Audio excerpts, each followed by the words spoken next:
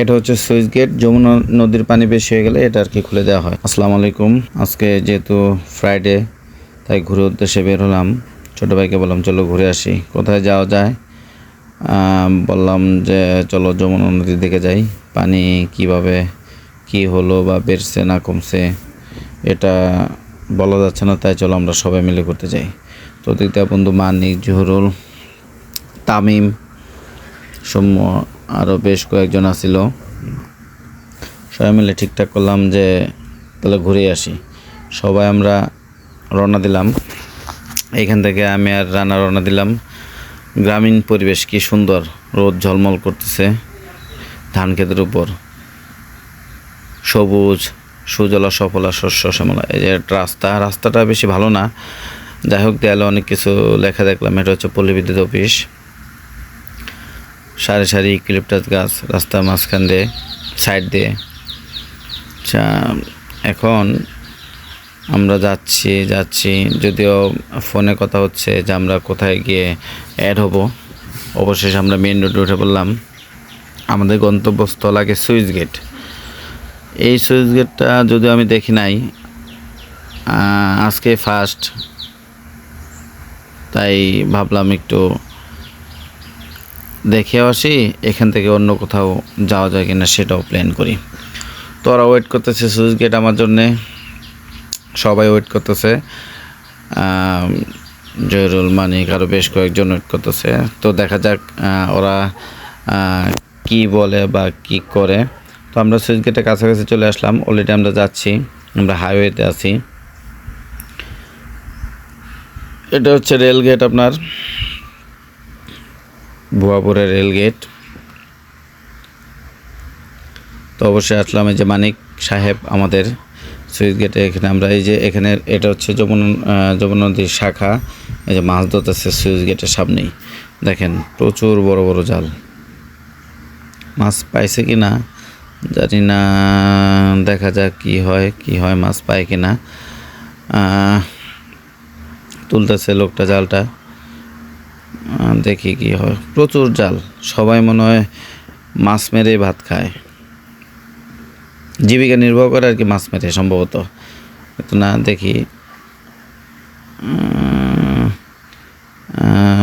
যাই হোক এই যে চতুর্পাশে জাল আর জাল, জীবিকা নির্বাহ। এদের মধ্যে এই যে জহিরুল হাসি দিল, এই যে প্রচুর জাল। এই যে মাছ একটা উঠছে আর কি। যে এটা হচ্ছে সুইচ গেট। যমুনা নদীর পানি বেশি বেড়ে গেলে এটা আর কি খুলে দেওয়া হয়।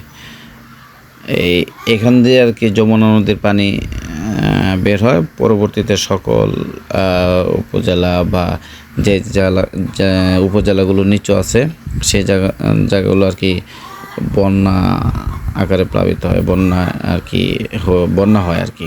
যাই হোক অবশ্যই আমরা রওনা দিলাম। বললাম যে যমুনা নদীতে যাই, যেহেতু পানি নাই।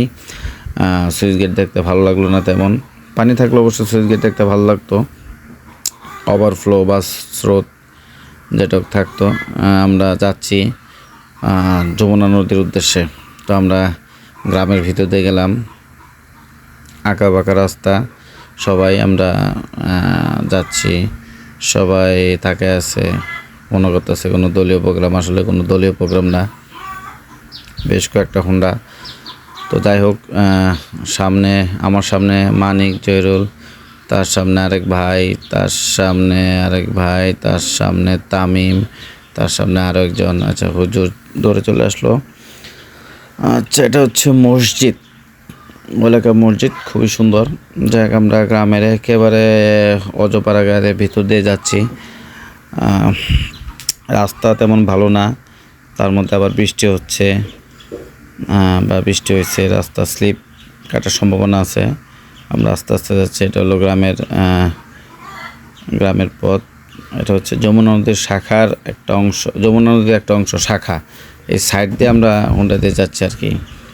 রাস্তা খারাপ হওয়াতে আমাদের একটু অসুবিধা হচ্ছে। যদি আমরা মেইন রোড দিয়ে যেতে পারতাম, কিন্তু দেখ বন্ধু বললো যে আচ্ছা না, আমরা গ্রামের ভিতর দিয়ে যাই। সেজন্য আর কি আমরা গ্রামের ভিতর দিয়ে গেলাম। গ্রামটাও দেখা হলো, নতুন রাস্তাও আবিষ্কার করা হলো। আমরা যাচ্ছি আর যাচ্ছি, আকাশ মেঘলা, দু এক ফোঁটা বৃষ্টি পড়তেছে। আমি বললাম যে দু এক ফোঁটা বৃষ্টি পড়তেছে, একটু জোরে যেতে হবে, ফাস্ট যেতে হবে। যদি আমরা যমুনা নদীর কাছাকাছি চলে আসছি, এটা হচ্ছে শাখা। এই যে আমরা যমুনা নদীর শাখার সাইড দিয়ে যাচ্ছি। মনে হচ্ছে আমরা নদীতে হোন্ডা নামিয়ে দেবো, মুরব্বীরা দেখতেছে। রাস্তা তেমন ভালো না হওয়াতে আমাদের যেতে অনেক কষ্ট হয়েছে এবং অনেক সময় লাগছে। আমরা মনে হয় পথে মধ্যে বৃষ্টি ধরবে আমাদেরকে। যাই হোক, আমরা প্রায় কাছাকাছি চলে আসছি। আর রাস্তার এই অবস্থা, খুব খারাপ রাস্তা। যাক, অবশ্যই আমরা একটা কাঁচা রাস্তা পেলাম। পাকা রাস্তা হচ্ছে, কিন্তু কাঁচা রাস্তা ভালো, যদি অবশ্য রাস্তা যদি সমান থাকে আর কি। আমরা প্রায় কাছাকাছি চলে আসলাম, 3 রাস্তা মোড়। এখন আমরা যাক, এই যে যমুনা নদীতে চলে আসলাম। এই যে একেবারে যমুনা নদী পার ঘেঁষে আমরা যাচ্ছি। একটু ভয় হচ্ছে, কারণ রাস্তা বৃষ্টি হয়েছে হালকা পাতলা, রাস্তা খুব পিচ্ছিল হয়ে গেছে। গাড়ি একটু 19-20 হলে আমরা যমুনা নদীর পাড়ের দিকে পড়ে যাব আর কি। তাই খুব সাবধানে চালাতে হচ্ছে। এখানে যারা দক্ষ তারাই চালাতে পারে, নতুন চালকরা এই রাস্তা পারবে না। যাক, আমরা অবশ্যই বৃষ্টির মধ্যে আটকা পড়লাম, সেজন্য আমরা একটা চার দোকানে অবস্থান করলাম। এই যে দেখেন কত পোকা, আমার মাথার উপরে কত পোকা। এই যে আকাশ মেঘলা, এই যে প্রচুর বৃষ্টি হচ্ছে, আমার পিছনে প্রচুর বৃষ্টি হচ্ছে। যাই হোক, আমরা রেস্টুরেন্টে চলে আসলাম। এটা হচ্ছে বন্ধুর শ্বশুরের রেস্টুরেন্ট। তো দেখা যাক, এটা অবশ্য যখন প্রথম খুলে তখন আমরা আসছিলাম, তখন সে অবস্থা চালু হয় না, এখন পুরোপুরি চালু হয়ে গেছে। এটা হচ্ছে আপনার এখানকার মধ্যে সবচেয়ে ভালো রেস্টুরেন্ট। দেখি কী অবস্থা রেস্টুরেন্টের ভিতরে বাইরে, খুব সুন্দর করছে। যদিও রাতে তাই বেশি বোঝা গেল না, দিন হলে খুব সুন্দর দেখা যেত।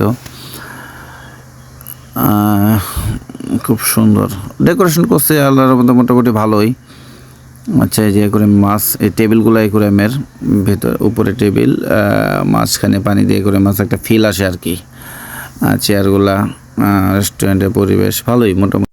আজকে ফ্রাইডেতে কী কী করলাম এটা আপনাদেরকে দেখালাম। যাক, ভালো থাকেন, সুস্থ থাকেন, দেখা হবে আগামী পর্বে। খোদা হাফেজ।